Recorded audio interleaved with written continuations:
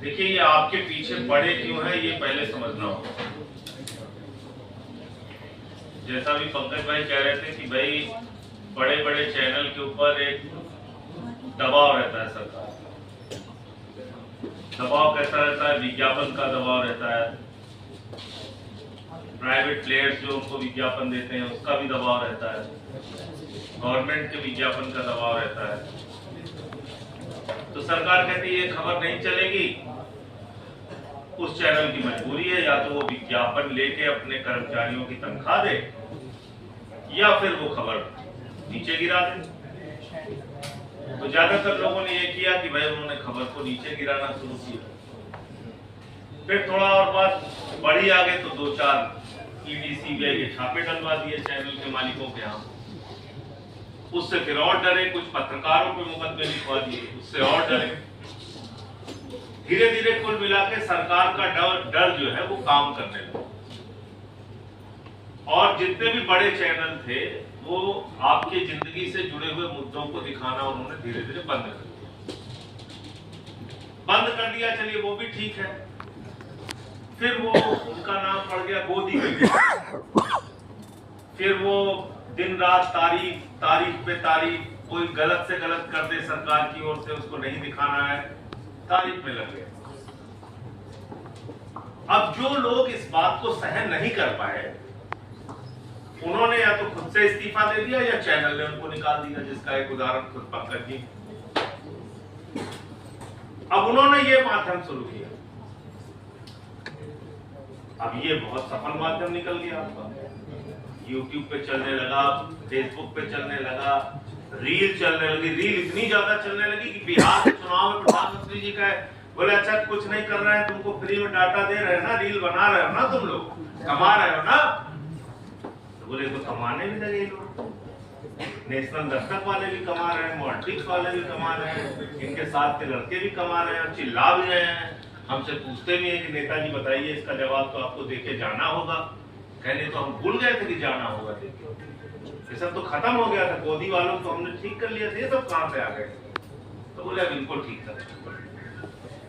और मैं समझता हूं कि ये काम अगर वो करने में सफल हो गए तो उनका 100% काम हो जाए।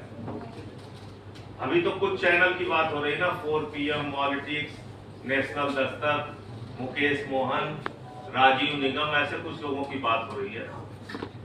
आप कल्पना कीजिए कि अगर जितने भी यूट्यूब के चैनल हैं उन पर इसी तरह की निगरानी शुरू हो गई, कोई भी सही खबर आप नहीं दिखा पाए। अच्छा, आपके ऊपर भी दबाव है। भाई अब आपके पास 4-5 लोगों की टीम है, कोई वीडियो की एडिटिंग करता है, कोई फील्ड में जाकर रिपोर्टिंग करता है, उसको भी तो चलाना है आपको ना। तो अब उस पर उनकी निगाह पड़ गई है। जैसे ये रील से पैसा कमा रहे हैं, ये यूट्यूब पे अच्छा लाखों लाख व्यूज हो रहा है इनका, शंभू का, इनको ठीक किया जाए। तो ये ठीक करने की कोशिश है। अब आपको तय करना है कि इस लड़ाई को मजबूती से लड़ना है या फिर यहां भी सरेंडर करना है, इनके आगे झुकना है। मैंने तो तय किया भाई झुकना नहीं है। 6 महीने 183 दिन जेल भेजे, लोग इंतजार कर रहे थे कि जेल से बाहर आएंगे तो कितने डरे हुए रहेंगे, कितने घबराए हुए रहेंगे, क्या क्या बोलेंगे, क्या क्या नहीं बोलेंगे। जिस दिन से मैं आया हूं उस दिन से लेके आज तक कोई भी ऐसा दिन नहीं गया जिसमें नरेंद्र मोदी की सरकार के खिलाफ जमकर ना बोला हो। वो बोलता हूं, बोलना है। अच्छा, 140 करोड़ की आबादी में 6 लाख लोगों की जेल है पूरे हिंदुस्तान में। 6 लाख लोगों की भरो जेल, डालो सबको। अगर देश का मैं कहता हूं 140वां हिस्सा अगर इनके खिलाफ खड़ा हो जाए, कितने जेल में डालोगे भैया तुम? चलो डालो जेल में सबको, डालिए सबको जेल में। तो पहली बात तो ये जेल, मुकदमा, लाठी डंडा, इसका भय अपने दिमाग से निकालना होगा। जब कुछ गलत किया नहीं है तो डरना किस बात का? जो सच्चाई है उसके साथ खड़े होना है, वो खबरें दिखानी है। और इस लड़ाई में 95, 96, 70% नहीं, 100% आपके साथ खड़ा हूं मैं। 100%, चाहे सड़क पे बुला लीजिएगा और चाहे सदन में। आपने कहा नहीं था मुझसे, लेकिन मैंने अपनी तरफ से वहां पे संसद के अंदर बोला, हमने कहा तुम अर्थव्यवस्था कहाँ ठीक करो, तुम्हारा दिन रात तो दिमाग इसी में लगा हुआ है कि कैसे किसको बंद करें, कैसे किसको जेल में डालें। एक बात बिल्कुल आप साफ जान लीजिए, एक ही ये माध्यम बचा। अब जैसे हम लोग हैं, हम किसी टीवी चैनल पे जाना ही पसंद नहीं करते, कोई बुलाए ना बुलाए, हम लोग अपने किसी भी YouTube चैनल को अपना इंटरव्यू दे दिए, लोगों तक बात पहुंच जाती है, या अपने फेसबुक पे वीडियो डाल दिए पहुंच जाती है, ट्विटर पे डाल दिए पहुंच जाती है, कोई जरूरत नहीं है। अब वो समझ रहे हैं इस बात को कि भाई ये तो सारे गोदी मीडिया को हम लोगों ने बहिष्कार करवा दिया इनका, कि भाई इनको कोई नहीं दिखाएगा, तब भी ये लोग चल रहे हैं। तो बात यहां पर है, आपकी ताकत बहुत बढ़ गई है, और ताकत इतनी ज्यादा हो गई है कि आप ही हैं जो ये दिखाते हैं कि बुंदेलखंड में जल जीवन मिशन के नाम पे कितना भ्रष्टाचार हुआ है। आप ही ये दिखाते हैं जो पानी की टंकी बनी नहीं, और पानी की टंकी उद्घाटन से पहले टूट गई, या 4 साल से बनी नहीं और पैसा निकाल लिया गया, या सड़कें कहाँ गांव में कहाँ भ्रष्टाचार है, या मोमबत्ती में ऑपरेशन कहाँ हो रहा है, या अस्पताल में कुत्ता कहाँ बैठा हुआ है, या मिड डे मील में नमक रोटी कहाँ खिलाई जा रही है, या कितने सरकारी स्कूल बंद हुए, कितने की छत गिर गई। कहीं ये खबर आप किसी मेन स्ट्रीम मीडिया में देखते हैं? ये सिर्फ और सिर्फ यूट्यूब चैनल वाले दिखा रहे हैं, आप लोग दिखा रहे हैं। ये ताकत सरकार समझने लगी, तो इस ताकत को अगर बचा के रखना है तो फिर जिंदा दिली से इनसे लड़ना होगा। और अगर जैसे गोदी मीडिया वाले सरेंडर कर चुके हैं, ऊटपटांग खबरें दिखाते रहते हैं, इस्लामाबाद में कब्जा हो गया है, यहाँ देखिए लाहौर में सब आ गए हैं, सेना घुस गई है, यही सब अगर दिखाना है तो बस ठीक है, जैसे चल रहा है चल ही रहा। और अभी आप ये बोल देते हैं अच्छा, तो ये आपको तकलीफ है इस बात से कि हम लोग इस्लामाबाद आ रहे हैं। हमने कहा भैया इस्लामाबाद नहीं, पूरा पाकिस्तान ले लो, लेकिन सही सही करो ना। आप हमारे सेना के लोगों को जान थोड़ी संकट में डाल सकते हो। वो अपना तैयारी किए हुए बॉर्डर, तुम उनको बता रहे हो इस्लामाबाद।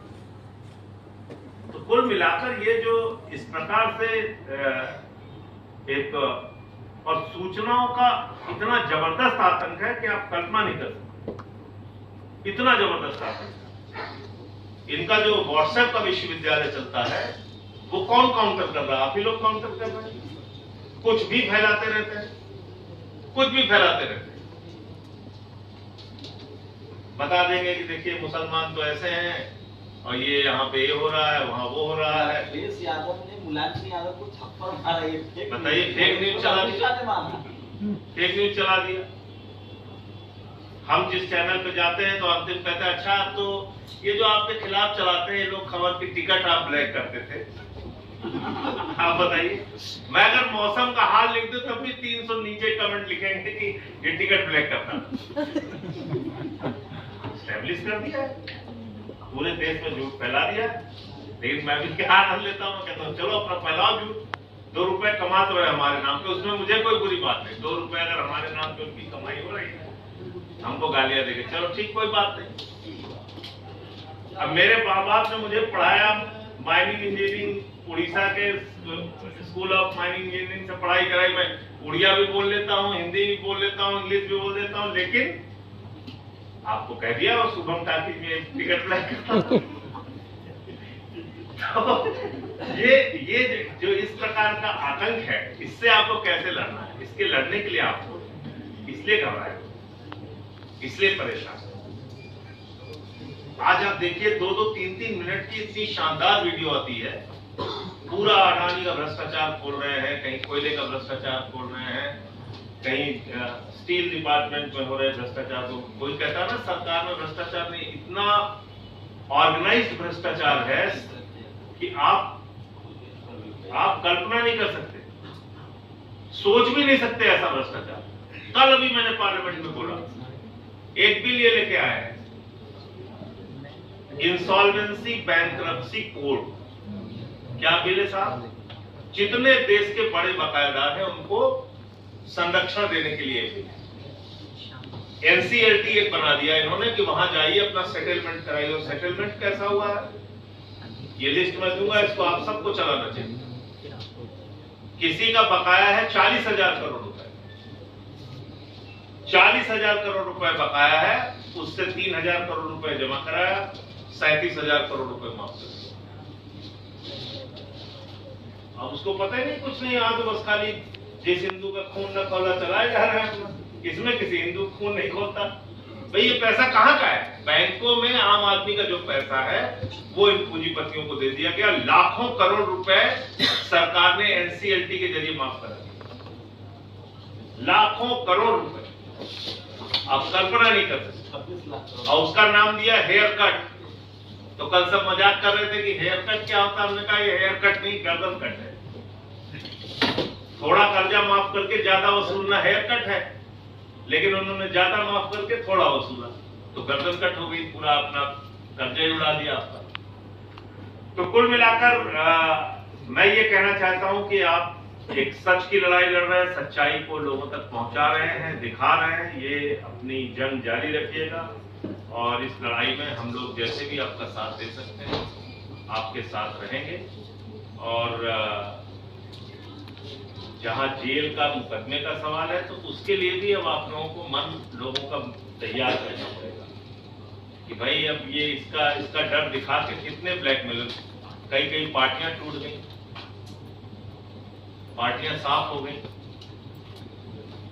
आज वो टीडीपी वालों का एक बिल आया, आंध्र प्रदेश को रिऑर्गेनाइज, हमने कहा कैन साहब 15,000 करोड़ रुपए हम अमरावती के विकास के लिए दे रहे हैं। हमने कहा जब तक तुम्हारे हाथ में सत्ता की चाबी है 15,000 में जितनी जरूरत है सब ले लो, बाद में नीतीश कुमार की हालत कर देंगे तुम्हारी, जैसे नीतीश जी के साथ किया है। तो इस लड़ाई में आपके साथ हैं और संसद तो आज से खत्म हो रही है, सड़क की लड़ाई आगे जहां भी होगी आपकी।